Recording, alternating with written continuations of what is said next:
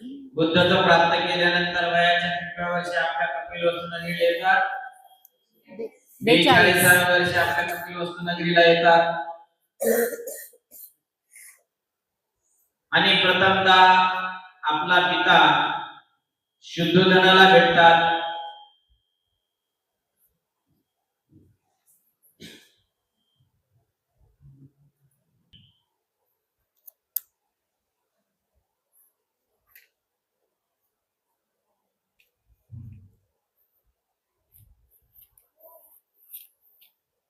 Hello थोडासा आवाज कमी करा.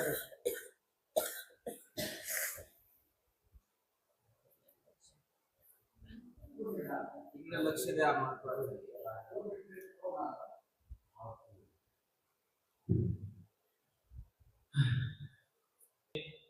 आणि त्यानंतर मग यशोधराला असं वाटतं की मी जर खरी पतिव्रता आणि पत्नीव्रता असेल, पतिव्रता असेल, माझ्यामध्ये जर त्यांचा जीव असेल तर मला ते स्वतः भेटायला येतील, मला ते स्वतः दर्शन देतील. आणि होतही तसंच. बुद्ध देखील विचारतात, बुद्ध आता बुद्ध आहेत, त्यांना पत्नी आहे का? नाही. मुलगा जरी असेल पण मुलगा राहिला का? पिता माता असेल तरी ते आता माता आणि पिता राहिलेत का? नाही. आता ते कोण झाले? उपासक. बरोबर आहे.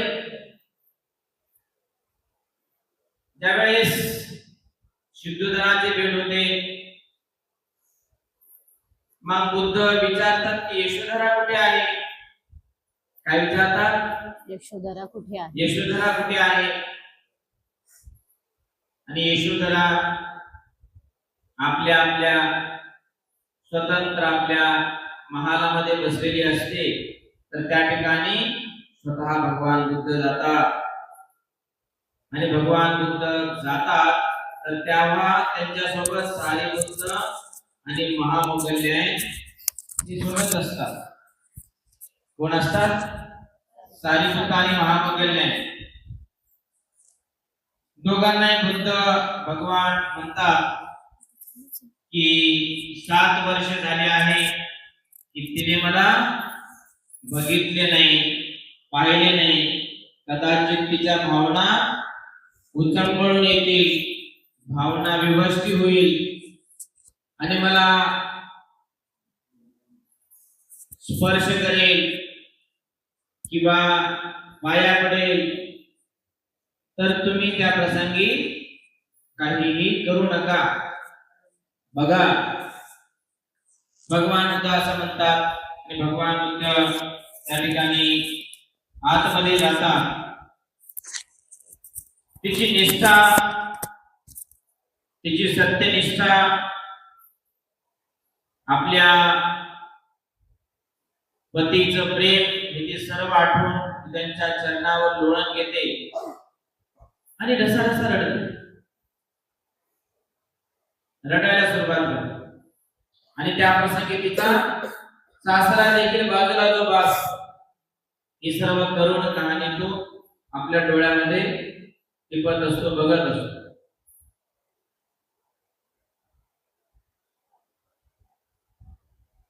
जेव्हा भगवान बुद्धाने मुंडन केलं असं तिला समजतं तर त्यावेळेस ती देखील आपल्या डोक्याचं मुंडन करते.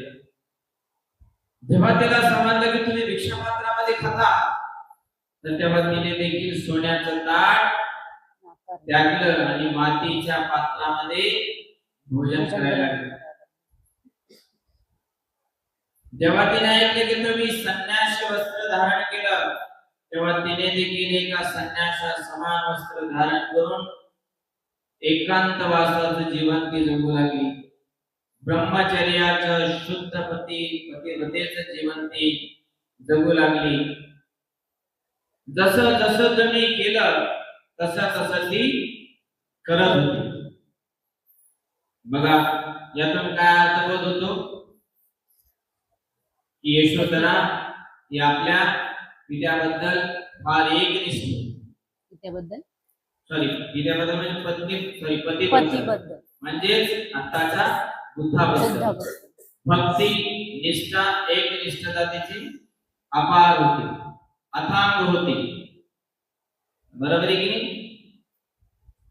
कारण ती देखील एकांतवासामध्ये ध्यान करायची, एकांतवासामध्ये विचार मग्न राहायची.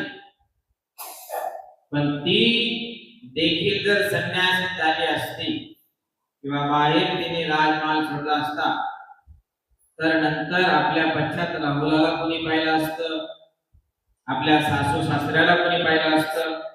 या उद्देशामुळं तिनं तसा काही त्याग दिला. ज्यावेळेस अशी भेट होते त्यानंतर सर्वजण आश्चर्यचकित होतात, परिवारातले देखील रडायला लागतात, यशोधरा देखील रडायला लागते. आणि या प्रसंगी बाजूला असलेला राहुल देखील भगवान बुद्धाकडे बघत राहतो. राहुल हा भगवान बुद्धाचा म्हणजे शुद्धोधनाचा नातू असतो, म्हणजे सिद्धार्थाचा तो मुलगा असतो. पण आता मात्र तो मुलगा राहिलेला नसतो. बाजूला तो मुलगा उभा असतो, भगवान बुद्धाकडे बघतो आणि काय म्हणतो, श्रमणा तुमची छाया देखील किती सुंदर आहे, किती शीतल आहे, किती करुणा तुमच्या छायेमध्ये आहे. आणि तुमच्या छायेमध्ये जर एवढी ताकद असेल तर तुमच्या ज्ञानामध्ये किती ताकद असेल, तुमच्या करुणेमध्ये किती ताकद असेल, असं तो राहुल वर्णन करतो. याच्याबद्दल एक फार सुंदर असं सुत्ता आहे. भगवान बुद्धाचं वर्णन ज्यावेळेस यशोधरा आपल्या बालकाजवळ करते, राहुलाजवळ करते, त्या समयचे एक सुंदर असं सूक्त आहे. त्याचं नाव काय आहे? नरसिंह गाथा. काय त्या सुत्ताचं नाव? नरसिंह गाथा. नरसिंह गाथा. इतकं सुंदर वर्णन करते कोण? यशोधरा आपल्या बुद्धाबद्दल. कोणाजवळ? राहुलाजवळ. एवढूसा 7 वर्षाचा बालक असतो. काय वर्णन करते ती? जे सुंदर नयनाचे, सुंदर असे चक्षुचे आहेत ना, ते तुझे पिता आहे. सुंदर सुडोल कानाचे जे पुरुष आहेत ना, तुझे पिता आहे. ज्यांचे लांब आणि उंच असे बाहू आहेत, पाय आहेत, हे तुझे पिता आहे. त्यांची सिंहासारखी छाती आहे, ते तुझे पिता आहे. आणि असं पित्याबद्दलच राहुल प्रथमच तो वर्णन ऐकत असतो. आतापर्यंत राहुल ज्यावेळेस छोटा होता त्यावेळेस भगवान बुद्धाने ग्रहत्याग केला होता सिद्धार्थाने. बरोबर आहे? म्हणजे सिद्धार्थाला जेव्हा पुत्र प्राप्ती झाली तेव्हाच त्याने ग्रहत्याग केला होता. आणि आता परत आले किती वर्षानंतर? म्हणजे राहुल देखील किती वर्षाचा होता? 7 वर्ष. राहुलाला 7व्या वर्षी यशोधरा आपले गुणगान सांगत होती. ज्यावेळेस हे गुणगान ऐकतो राहुल आश्चर्यचकित होतो. नाहीतर त्याला आतापर्यंत काय माहिती होतं? आपला पिता शुद्धोधन आहे, शुद्धोधन राजाच आहे. आपला वडील शुद्धोधन राजाच आहे. परंतु यशोधरा ज्यावेळेस त्याला सांगते की त्यावेळेस त्याला आश्चर्य वाटतं. आश्चर्याचा धक्का बसतो. पुढे राहुलाला देखील भगवान बुद्ध तसंच विचारतात, काय तू भिक्खू संघामध्ये सामील होऊ इच्छितोस? हो म्हणतो. तुमच्या छायेमध्ये एवढी ताकद आहे, तुमची छाया देखील एवढी शीतल आहे, सुंदर आहे. तुमच्या छायेमध्येच मला राहायला आवडेल. भगवान बुद्ध त्याला काही धन देणार आहेत का? भगवान बुद्ध त्याला काही संपत्ती देणार आहेत का? नाही. भगवान बुद्ध त्याला काही प्रलोभन देणार आहेत का? नाही. भगवान बुद्ध त्याला धम्म देतात. काय देतात? धम्म. धम्म देतात. त्याचं केशव पण सारिपुत्राकडून करून घेतात. सारिपुत्र त्याचं मुंडन करतात. महामोगल्यांना त्यांना चिवर देतात आणि 7व्या वर्षीच तो बालक भिक्षू बनतो, श्रामणेर बनतो. बघा बौद्ध धर्मामध्ये 7 वर्षाच्या पुढे श्रामणेर बनता येतो. 7 वर्षाच्या आतमध्ये श्रामणेर बनता येत नाही.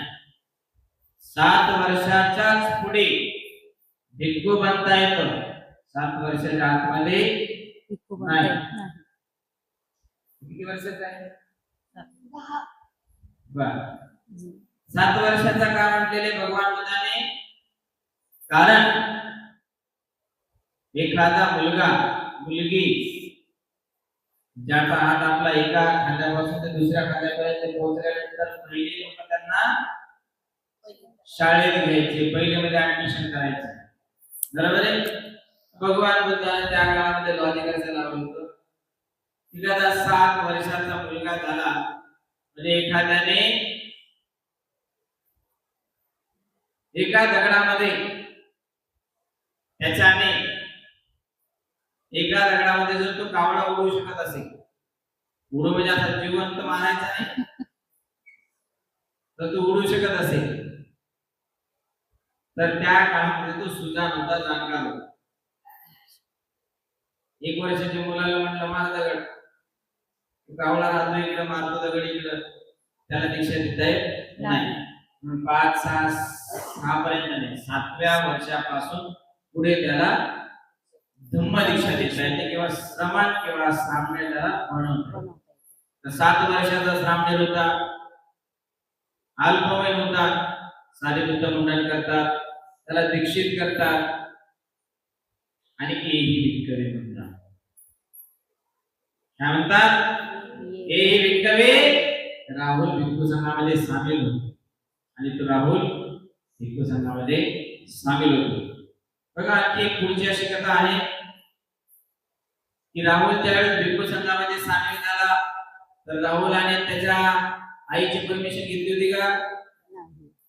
राहुलाने त्याच्या आजोबाची परमिशन घेतली का? नाही. राहुलाने त्याच्या आजीची महाप्रजापतीची परमिशन घेतली का? नाही. ज्यावेळेस शुद्धोधनाला देखील कळतं की अरे आपल्या नातूने दीक्षा घेतली, आपल्याला न विचारता दीक्षा घेतली. पहिली गोष्ट तर आपलं पोरगं गेलं ते गेलं, नातू पण घेऊन गेलं. नातू घेऊन गेला. मग त्याला आणखी दुःख झालं शुद्धोधनाला. तो दुःखी झाला, अरे आपला राजाचा वारसा आता कोण सांगणार? चालवणार कोण?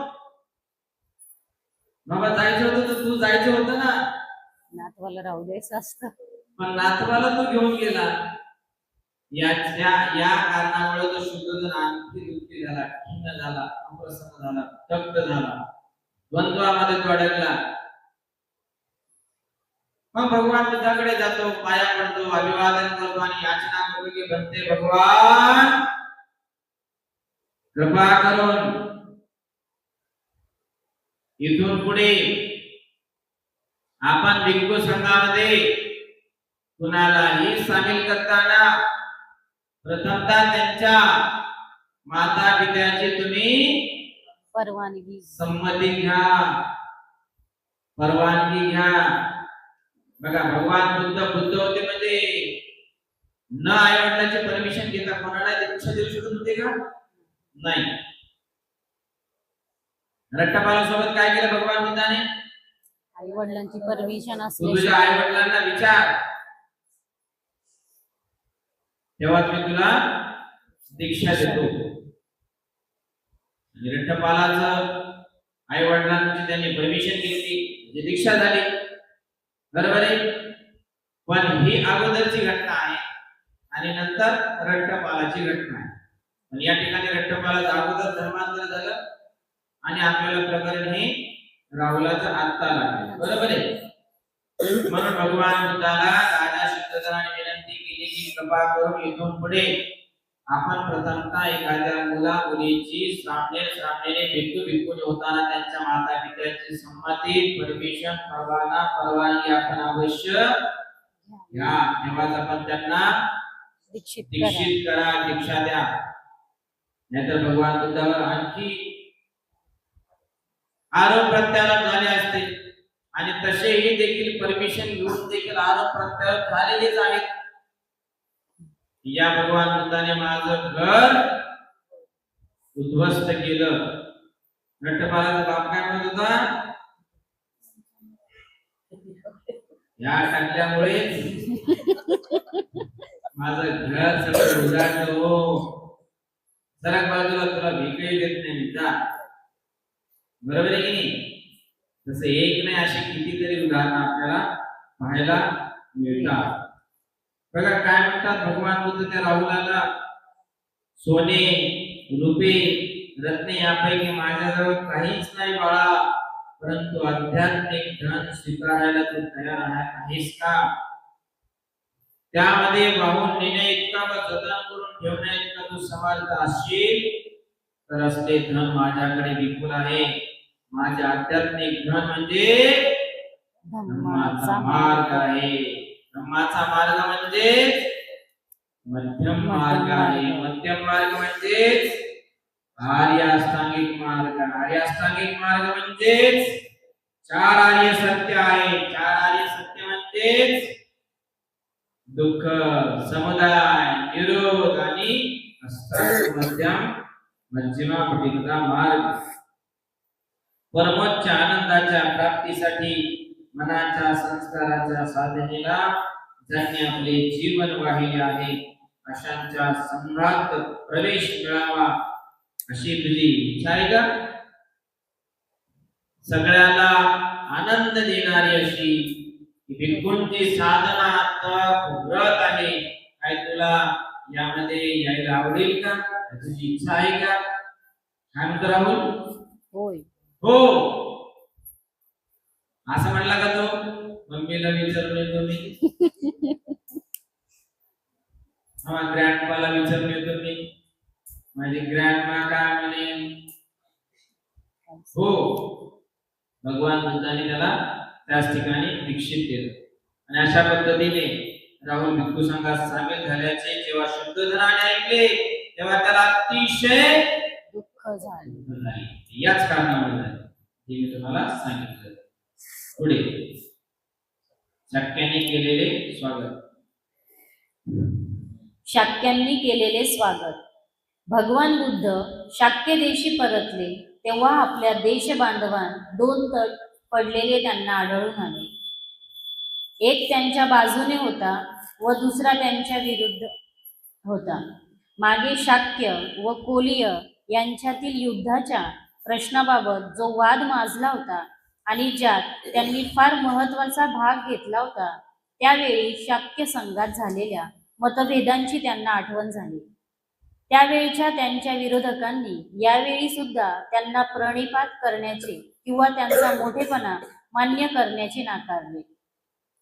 त्यांना अनुकूल असलेल्यांनी त्यांच्या अनुयायी वर्गात सामील होण्यासाठी प्रत्येक कुटुंबातून एक एक मुलगा अर्पण करण्याचे अगोदरच ठरविले होते.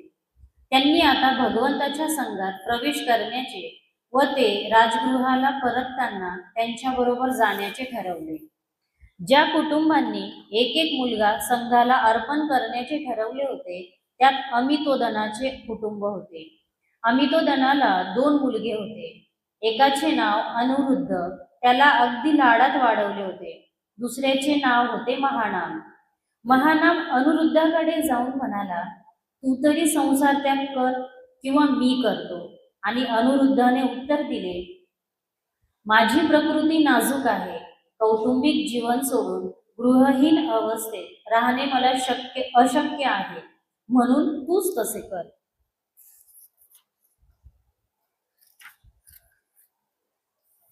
परंतु प्रिय अनुरुद्धा, कौटुंबिक जीवनात कोणत्या गोष्टी घडत असतात हे मी तुला सांगतो ऐक. प्रथम तुला शेत नांगरावे लागेल. ते झाल्यावर पेरणी करावी लागेल. ते झाल्यावर तुला शेताला पाणी द्यावे लागेल. नंतर शेतातील पाण्याचा निचरा करावा लागेल, नंतर लावणी करावी लागेल, लावणीनंतर कापणी करावी लागेल, मग ते बाहेर न्यावे लागेल व त्याच्या जुड्या बांधाव्या लागतील. एवढे झाल्यावर त्याची मळणी करावी लागेल, मग पेंढा वेगळा करावा लागेल, नंतर त्यातील तूस काढून टाकावे लागेल, मग धान्य पाखडावे लागेल, नंतर ते कोठारात साठवून ठेवावे लागेल आणि त्याच्या पुढल्या वर्षी पुन्हा या सगळ्याची पुनरावृत्ती करावी लागेल आणि हे वर्षानुवर्षे असेच करावे लागेल.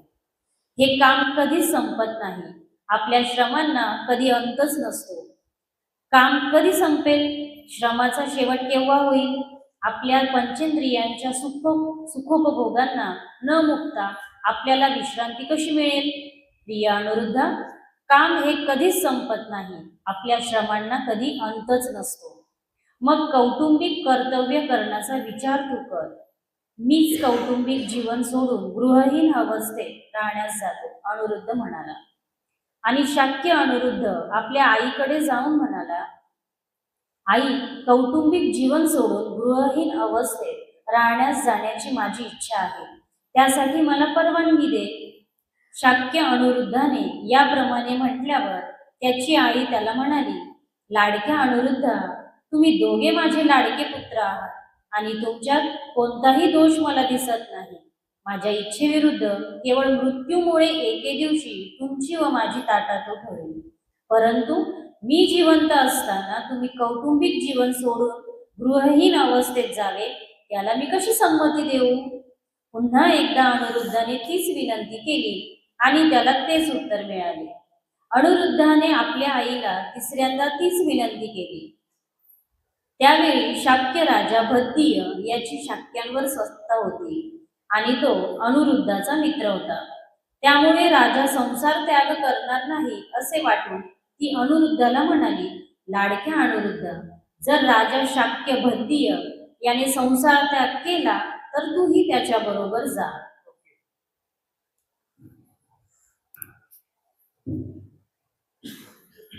बघा, भगवान बुद्धाचा आता आगमन शाक्य नगरीमध्ये म्हणजेच कपिलवस्तू नगरीमध्ये झालं. सगळ्यांनी भगवान बुद्धाचं स्वागत केलं, फुलं टाकून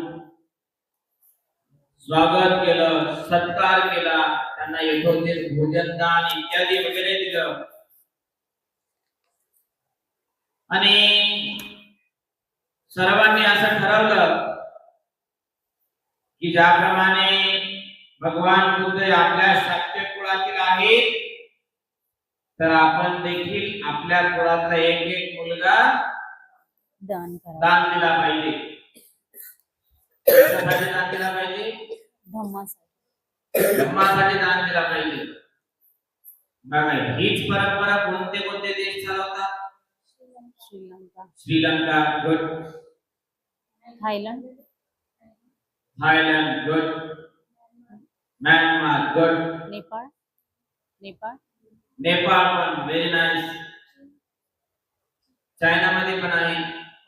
बघा, प्रत्येक देश जो बौद्ध आहे, कट्टर आहे, तर त्या देशामध्ये अशी परंपरा आहे की आपल्याला जर 2 किंवा 3 मुलं झाले तर त्यापैकी एक मुलगा आपण धर्मासाठी दिला पाहिजे, एक मुलगा ते देशासाठी देतात आर्मी मध्ये, आणि एक मुलगा तो आपल्या घराच्या रक्षणासाठी ठेवतात. अशी परंपरा आहे. आणि आपल्याकडे 5 मुलं झाले तरी विचार करतात.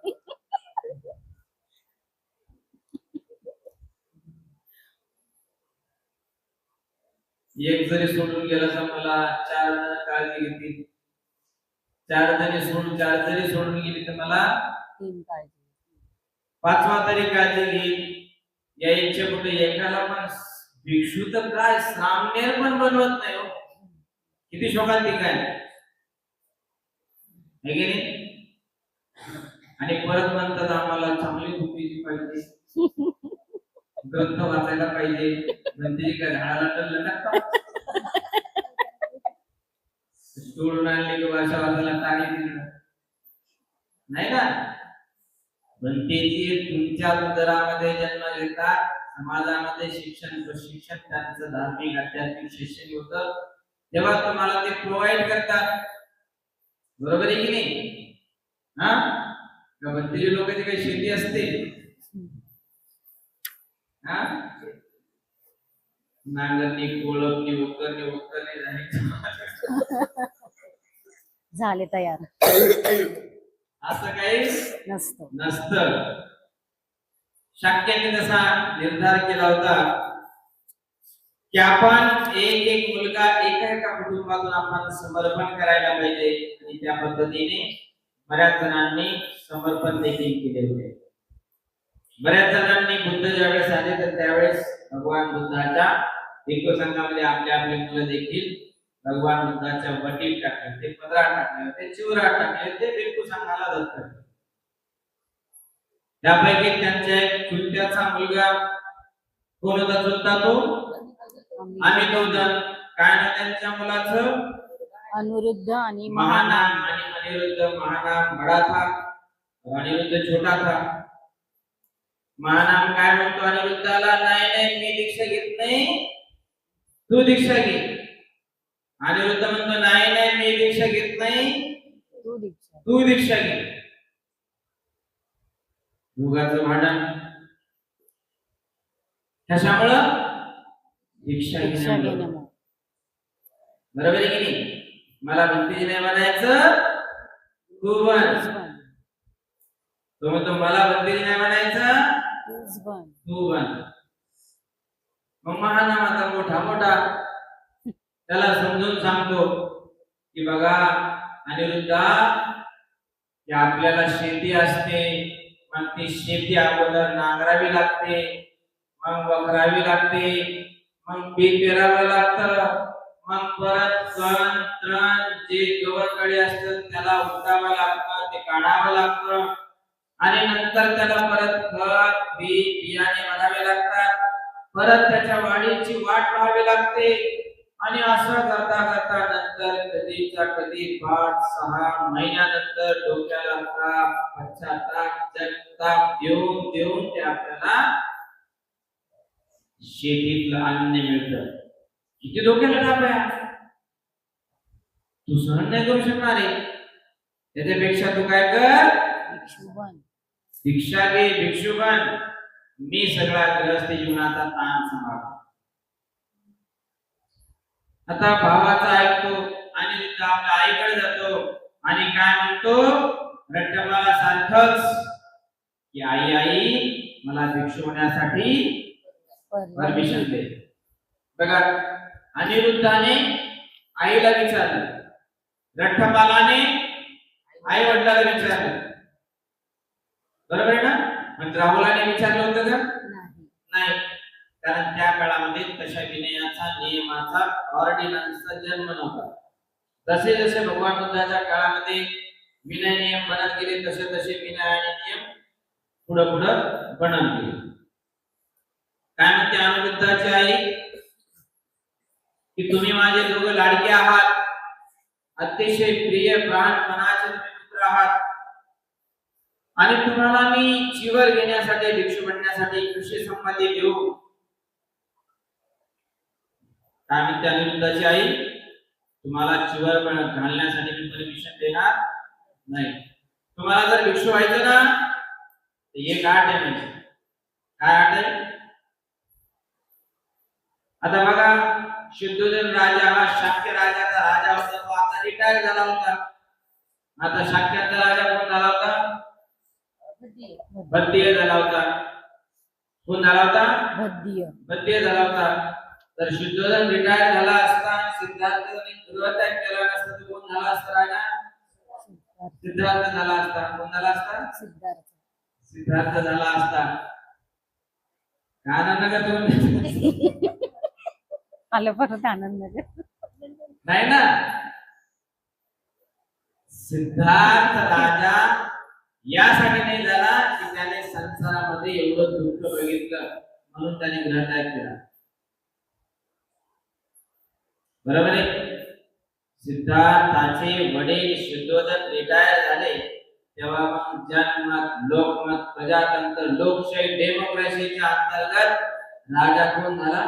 बद्धीय. भद्दिय राजा झाला. मग अनिरुद्धाची आई काय म्हणते? तुला जर दीक्षा घ्यायची ना, तर जर त्या राजा भद्दियाने जर दीक्षा घेतली तर तू घे. तर तू पण घे.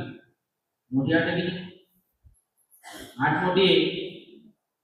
जर त्या राजा भद्दियाने जर दीक्षा घेतली, जीवन घेतलं, तरच तू घे. त्याने जर घेतली नाही तर तू पण तर तुला मी दीक्षा घेऊ देणार. घेऊ देणार नाही. मग आता अनिरुद्धाचा हा भद्दिय कोण होता? मित्र होता. अनिरुद्ध आपल्या राजाकडे गेला, भद्दियाकडे गेला. त्यावेळी शाक्य राजा भद्दिय याची शाक्यांवर सत्ता होती आणि तो अनिरुद्धाचा चांगला मित्र होता. त्यामुळे राजा संसार त्याग करणार नाही असे वाटून ती अनिरुद्धाला म्हणाली, लाडक्या अनिरुद्धा, जर शाक्य राजा भद्दियाने संसार त्याग केला तर तूही त्याच्याबरोबर संसार त्याग कर. पुढे 14. नंतर अनिरुद्ध भद्दियाकडे गेला आणि त्याला म्हणाला, प्रिय मित्रा, माझ्या संसार त्यागात तुझ्यामुळे अडथळा येतो आहे.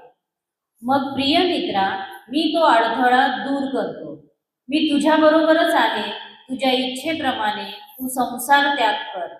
प्रिय मित्रा, आपण दोघेही संसार त्याग करूया. प्रिय मित्रा, संसार त्याग करण्यास मी असमर्थ आहे. तू दुसरे काहीही करावयास मला सांगितलेस तरी मी ते करीन. तू एकटा संसार त्याग कर.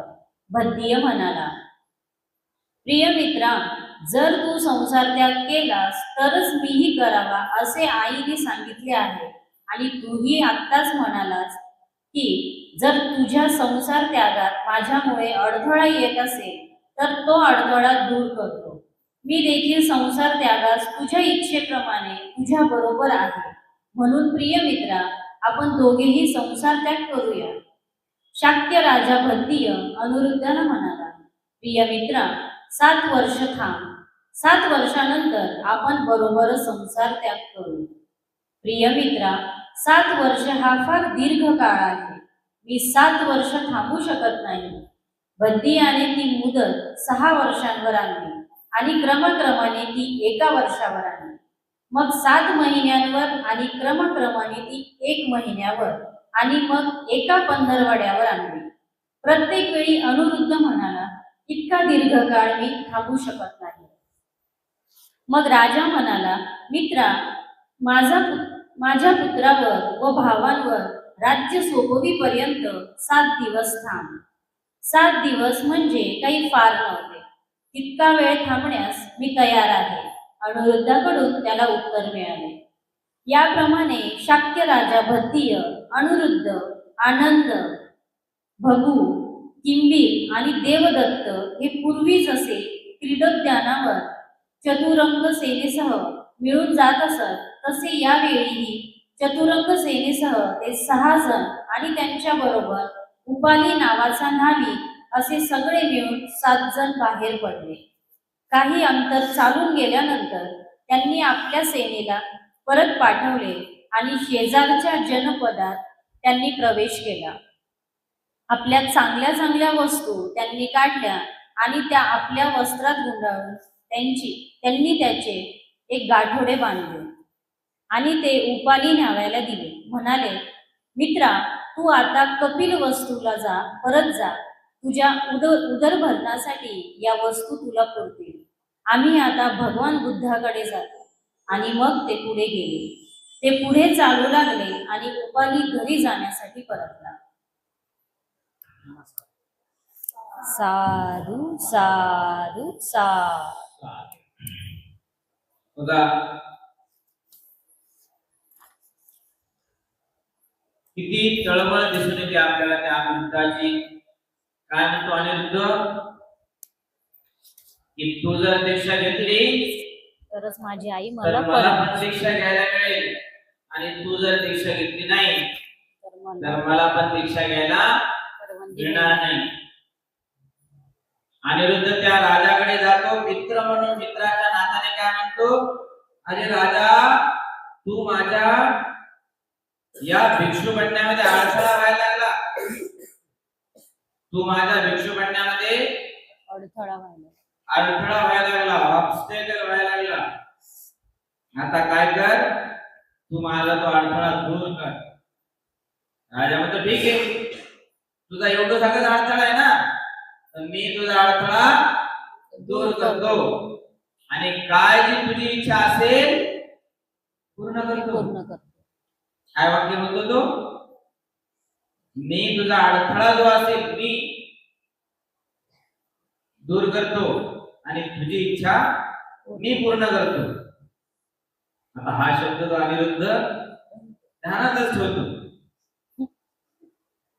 तू दूर करशील ना, तुला दूर तुलाच करावं. दूर करावं, तूच कर. मग तो काय म्हणतो, मग आता आपण दीक्षा घ्यायला पाहिजे. चला आता वेळ झालेली आहे जास्त,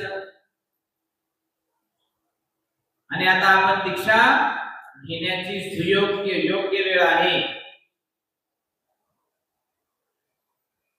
राजा म्हणतो आता, हा, अरे मी तर राजा आहे, मला राजाचं राजपद उपभोगू दे, राजाचं सिंहासनपद मला थोडस उपभोगू दे, थोडस थांब. अरे बाबा नाही, 15 वर्षाचं कमीत कमी 7 वर्ष तरी थांब. आणि तू एवढा वेळ, बापरे, एवढा वेळ म्हटल्यानंतर माझं कसं व्हायचं, मला तर एवढा वेळ थांबायला जमणार नाही, नाही. जमतच नाही, तू काहीतरी कर. राजा म्हणतो 6 वर्ष थांब ना बाबा. तरी तो जास्तच काळ. म्हणतो नाही, 5 वर्ष तरी थांब ना भाऊ. नाही. नाही, 4 वर्ष थांब ना बाळा. नाही. नाही, 2 वर्ष थांब. नाही. नाही, अरे 1 वर्ष तरी थांब.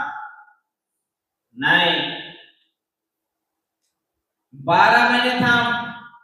नाही, 6 महिने थांब.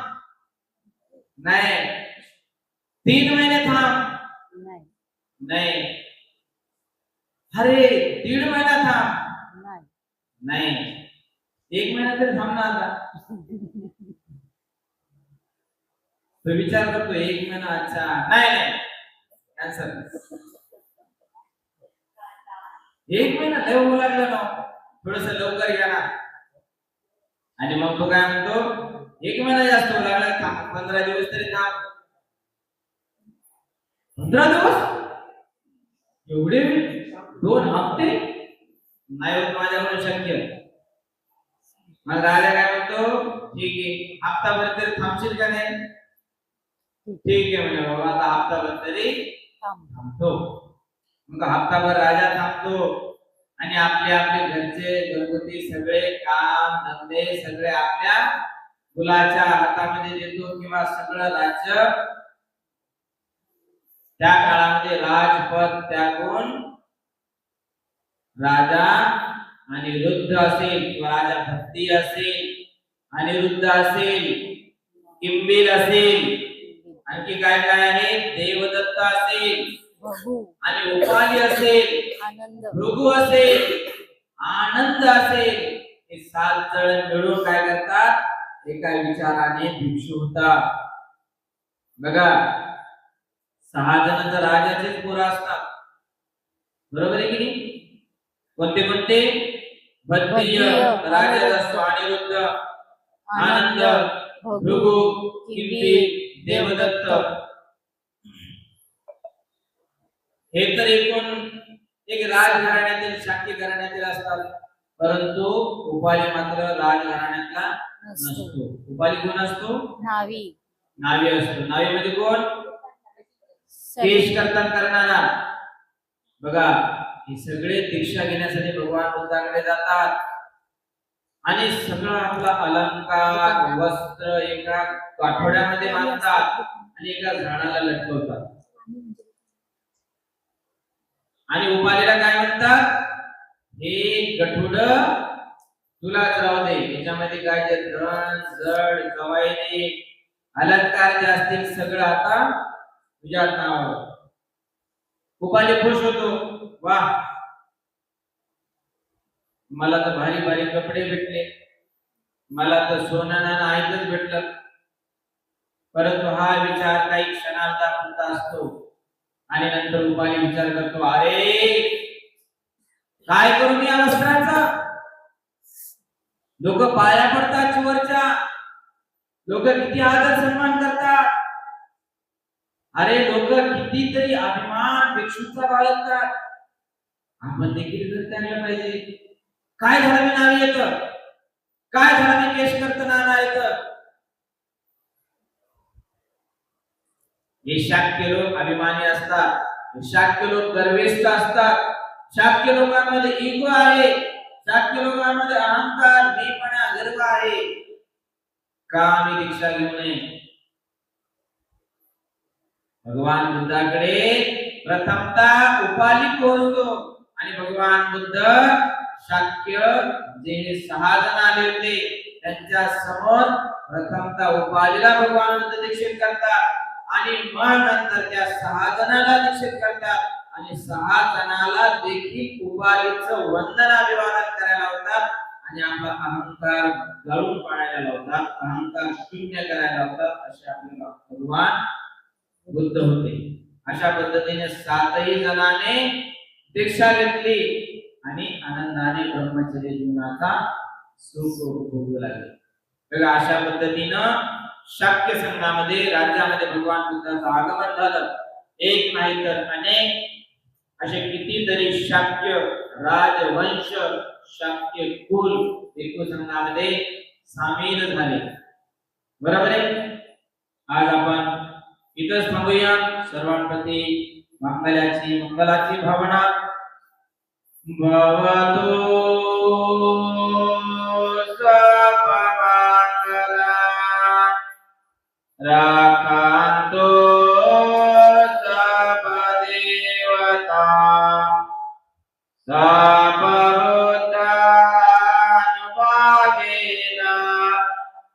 सर्वधर्मानुभावेन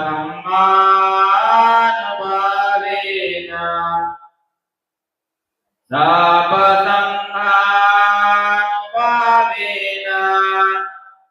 सदा